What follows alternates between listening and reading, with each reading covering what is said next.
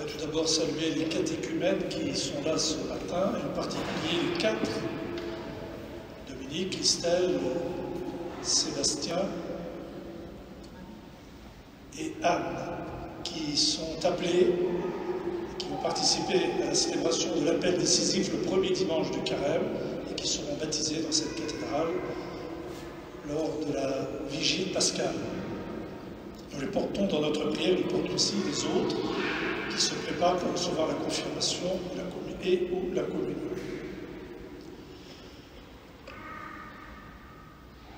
À l'écoute de cet évangile, on devait sans doute ricaner dans l'assemblée en entendant les propos de Jésus, qui invite celui qui a déjà été frappé sur une joue à tendre l'autre. Probablement que certains le prenaient pour un naïf ou un illuminé. Pour les disciples, il s'agit d'une véritable révolution. Ils avaient déjà du mal à suivre l'ancienne loi. Voici que Jésus élève la barre très haut. C'est le monde à l'envers, avec des situations impossibles à gérer. Aimer ses ennemis, faire du bien à ceux qui vous haïssent, prier pour ceux qui vous calomnient, etc. Il ne suffit plus d'aimer ceux qui nous aiment, nous devons également aimer ceux qui ne nous aiment pas. Cette nouvelle loi de l'amour va à l'encontre de leur culture et de la nôtre, qui nous suggère de ne pas se laisser faire et même de rendre coup par coup. Beaucoup ne pensent qu'à se faire justice. Tu m'as fait du tort, je t'aurai. Pour comprendre cet évangile, c'est vers le Christ qu'il nous faut regarder. Jésus ne fait qu'annoncer ce qu'il fera lui-même au moment de sa passion. Il a été harcelé tout au long de son ministère, rejeté, humilié, condamné à mourir sur une croix comme un malfaiteur. Sa dernière prière, « Père, pardonne-leur, ils ne savent pas ce qu'ils font. » Son amour est allé jusqu'au pardon et au don de sa vie. Il nous demande de nous aimer les uns les autres comme il nous a aimés, c'est-à-dire autant qu'il nous a aimés, jusqu'au don de sa vie. Nous savons tous, j'en suis sûr, combien il est difficile d'aimer et de pardonner. Plus facile de pardonner à ceux qui nous pardonnent, mais lorsque nous devons pardonner à quelqu'un qui nous fait du mal et nous blesse, il nous faut savoir compter sur la grâce de Dieu.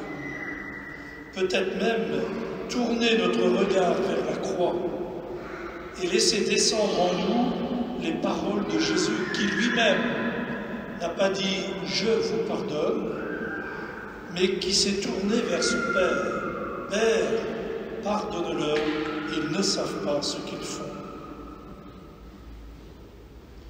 Jésus nous dit que nos fautes seront pardonnées à la mesure du pardon que nous accordons, comme nous le lui demandons d'ailleurs dans la prière du Notre Père. Pardonne-nous aussi à ceux qui nous ont... Pardonne-nous nos offenses, comme nous pardonnons aussi à ceux qui nous ont offensés. Il n'y a pas d'autre chemin, en effet, que de se connecter à la grâce de Dieu, à sa miséricorde et à son amour, pour que le moment venu, nous puissions offrir le pardon que nous-mêmes nous avons déjà reçu de Dieu. L'Évangile, c'est d'abord le livre de la miséricorde de Dieu. En le lisant et en le relisant, nous découvrons progressivement cette révélation. Tout ce que Jésus a dit et accompli est une expression de la miséricorde du Père. Mais peut-être qu'il faut nous interroger. Sommes-nous capables d'être miséricordieux comme le Père? Pouvons-nous nous comporter dans le monde actuel comme Jésus le Christ? Ce qui paraît impossible aux hommes, laissés à eux-mêmes, est possible à Dieu. si nous nous laissons transformer par l'Esprit Saint. La miséricorde de Dieu est éternelle. Elle ne finit pas, elle ne s'épuise pas, elle ne se fatigue jamais. Oui, les propos de Jésus apparaissent révolutionnaires parce qu'ils nous appellent à une attitude radicalement différente de celle des païens. Ce qui nous est difficile, c'est que souvent, nous confondons le mal qu'il nous faut bien dénoncer et l'homme, le frère, que nous sommes appelés à aimer. Il nous faut apprendre, dit saint Augustin, l'amour du pécheur et la haine du péché. L'amour du pécheur et la haine du péché.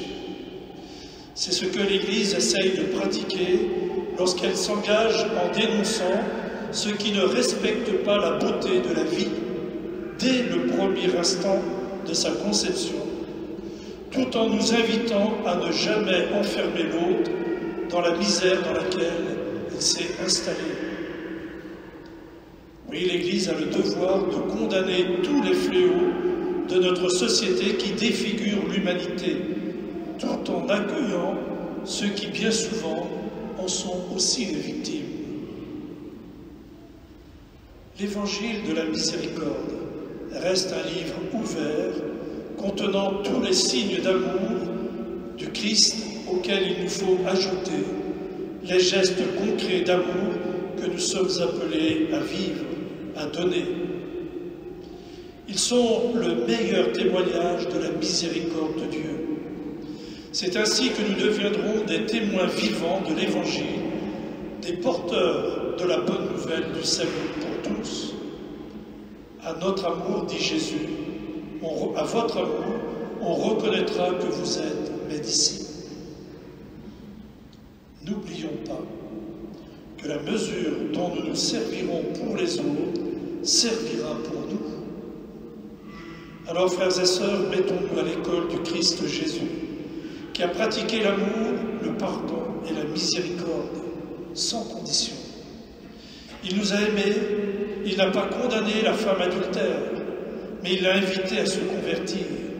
Il n'a pas rejeté la Samaritaine, il lui a redonné confiance.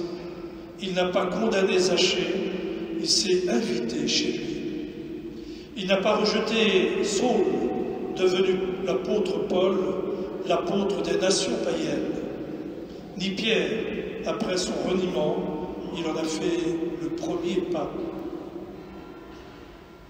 Son amour pour nous et pour le monde est comme le feu qui vient brûler nos rancœurs, nos rancunes et toutes les formes de violence qui divisent et empoisonnent notre vie et même notre société.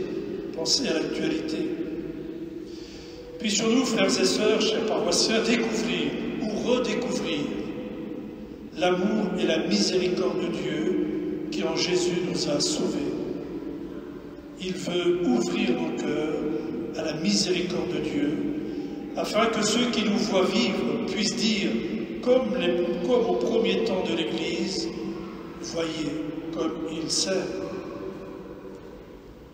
Enfin, laissons descendre en nos cœurs ces paroles de Jésus. Soyez miséricordieux comme votre Père est miséricordieux. Avec ces mots de la prière de saint François d'Assise, Seigneur, fais de moi un instrument de ta paix. Là où il y a la haine, que je mette l'amour. Là où il y a l'offense, que je mette le pardon. Là où il y a la discorde, que je mette l'union. Là où il y a l'erreur, que je mette la vérité. Là où il y a la tristesse, que je mette la joie. Amen.